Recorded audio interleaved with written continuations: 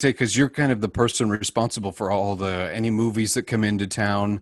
You got to do all those clearances and things. So, like, what kind of big things have come through? Well, we have launched, we've had a huge amount of movies that have come through way back when I was still in my Fergus Market days. If you remember, Trapped in Paradise, with oh my gosh, Dana Carvey and John Lovitz and Nicolas Cage came through and did Trapped in Paradise, and I always remember those guys, and I remember the transformation of the it was the Russell's department store, the old Russell's clothing store, that became the hardware store that the guys went to in Trapped in Paradise.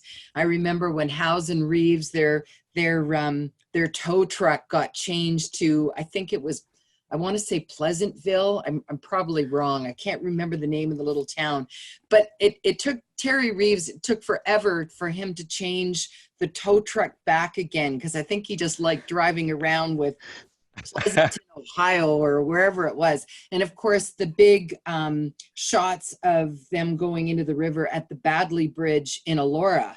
And of course, that was a time where we had the biggest ice jam of the world that took place right at that bridge. So it really impeded them filming as well. Now, that film was done way before I was doing what I was doing, but it just was just a little bit of a tip of the iceberg of how cool and how lucky we are to live in such a beautiful, beautiful community as Elora and Fergus, and to listen to people come and talk about your community when you're able to kind of eavesdrop on their conversation is Oh, fun. still the biggest kick about what I do and the job I have.